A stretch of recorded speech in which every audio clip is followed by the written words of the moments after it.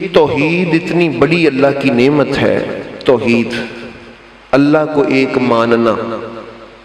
سارے نبی اسی ایک بات کے لیے دنیا میں تشریف لائے، صرف اس ایک بات کے لیے کتنے نبی کائنات میں تشریف لائے؟ اللہ ایک ہے، تو اگر کوئی اس بات پہ اپنی جان دے دے اور اس دنیا سے اس عقیدے پہ چلا جائے تو اس کو کامیابی ہے۔ اللہ پاک اپنے حبیب کے صدقے ہمیں بھی توحید کا نور نصیب فرمائے۔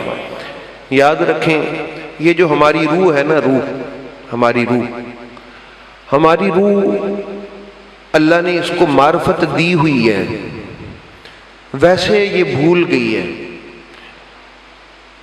چونکہ جب اللہ نے عالم ارواح میں ساری روحوں کو اکٹھا کیا اور ان سے پوچھا تھا کہ الستو بربکم، تو کوئی بھی ایسی روح نہیں تھی جس کو پتہ نہ ہو کہ اللہ کیا پوچھ رہا ہے۔ کوئی روح بھی ایسی نہیں تھی، تمام ارواح وہ عارف تھیں، ان کو معرفت تھی کہ یہ ہمارا خدا ہے، یہ ہمارا معبود ہے، یہ ہمارا اللہ ہے، یہ ہمارا رب ہے۔ سب روحوں کو یہ پتہ تھا، اللہ نے معرفت عطا فرما رکھی تھی۔ اس لیے میرے محبوب کے پیچھے بیک زبان بول اٹھیں، قالوا بلا ربنا، کیوں نہیں مولا تو ہی ہمارا رب ہے۔ تو یہ معرفت تو اللہ نے دے رکھی ہے، مسئلہ یہ ہے کہ ہماری مصروفیات کی وجہ سے، ہماری غفلتوں کی وجہ سے، ہماری سستی کی وجہ سے، لقد خلقنا الانسان فی احسن تقویم ثم رددناہ فی اسفل سافلین، کہ اللہ نے انسان کو پیدا تو بہت ہی احسن خلق تخلیق فرمایا ہے، اس کو عالی شان بنایا ہے انسان کو، ثم رددناہ فی اسفل سافلین، یہ پھر اپنی وجہ سے اسفل سافلین یعنی پستیوں میں چلا گیا ہے۔ آپ یوں سمجھیں کہ اس کی روح پہ پردے آ گئے ہیں، اس کی روح غفلت کا شکار ہو گئی ہے، حالانکہ اللہ نے ہر روح کو پیدا ہونے سے پہلے اپنی معرفت عطا فرمائی ہے، اور یہ معرفت بہرحال بڑی ضروری ہے۔ وہ سمجھ آ رہی ہے؟ میں اس حوالہ سے ایک بات ضروری آپ سے کرنے جا رہا ہوں۔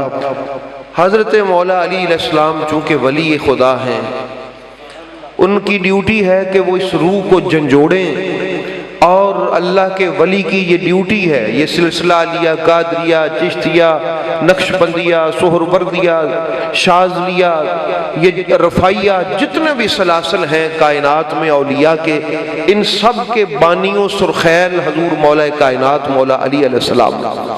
حضرت مجدد الف ثانی فرماتے ہیں مکتوبات شریف میں، تفسیر مظہری میں حضرت علامہ ثناء اللہ پانی پتی نے وہی بات لکھی، اور اعلیٰ حضرت نے ان بزرگوں کی نقل کردہ بات اپنے فتاوی شریف میں لکھی کہ حضرت علی اللہ کے وہ ولی ہیں، یہ ہمارے بزرگوں نے ہمیں بتایا ہے، کہ جو اس دنیا میں آنے سے پہلے بھی پچھلی امت کے اولیاء کی مدد فرماتے تھے۔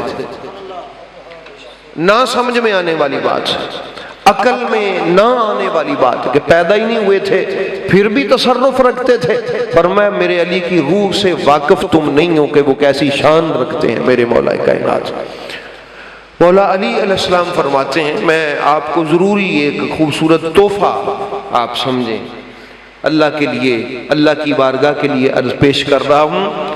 حضرت علی پاک فرماتے ہیں کہ جب آپ رکوع میں جائیں، بھئی ادھر توجہ رکھیے، قیمتی بات ہے، ضائع نہ کر دیجیے گا، مہربانی فرمائیے گا۔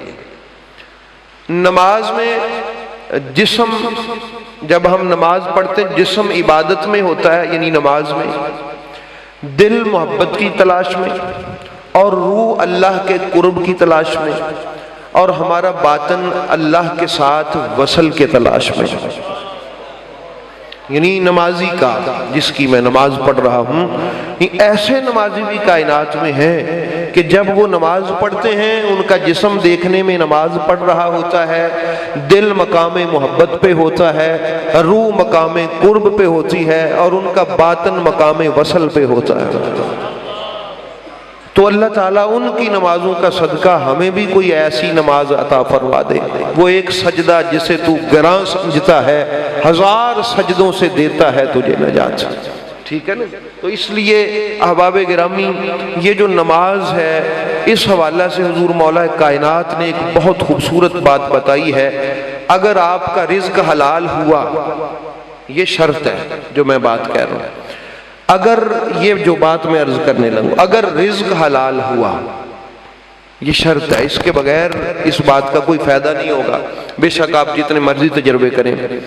رزق اگر حلال ہوا، لقمہ حلال ہوا، رزق حلال ہوا، تو تجربہ کر کے دیکھ لیجئے گا، آپ کی عبادت کا لطف نہ بڑھ جائے تو پھر مجھے کہیں.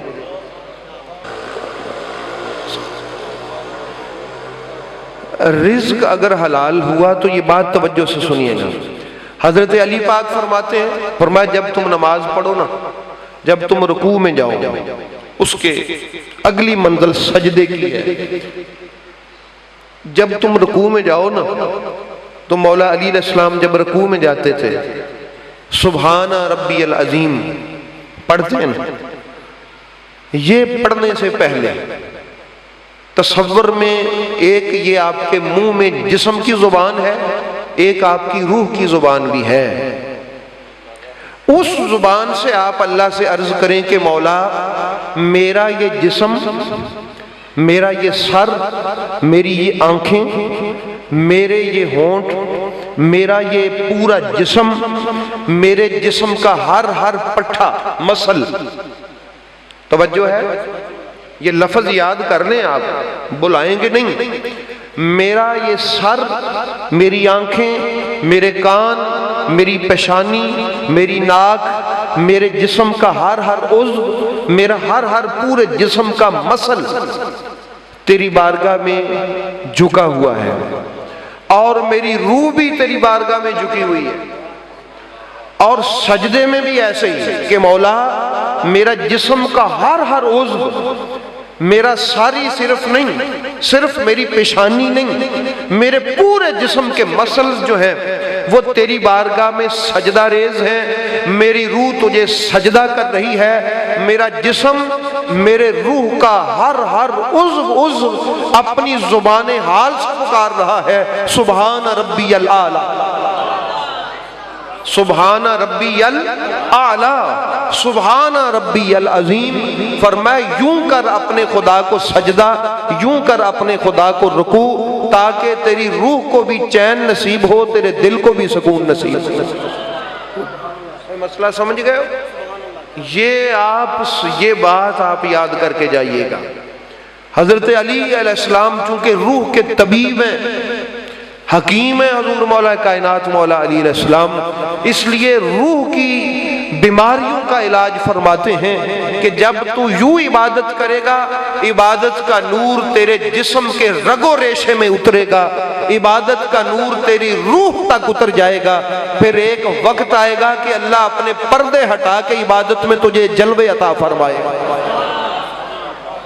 پھر تجلی نصیب ہوگی تجھے. پھر جب تو سجدے میں سر رکھے گا تجھے وہ تجلی نصیب ہوگی جس تجلی میں میرے مولا حسین علیہ السلام نے اپنی جان دی ہے. تو یہ ذہن میں رکھیے گا احباب گرامی. بھئی بات سن لی ہے، رکوع اور سجدے کی کیفیت عرض کر دی ہے میں نے، سمجھ لیے آپ نے.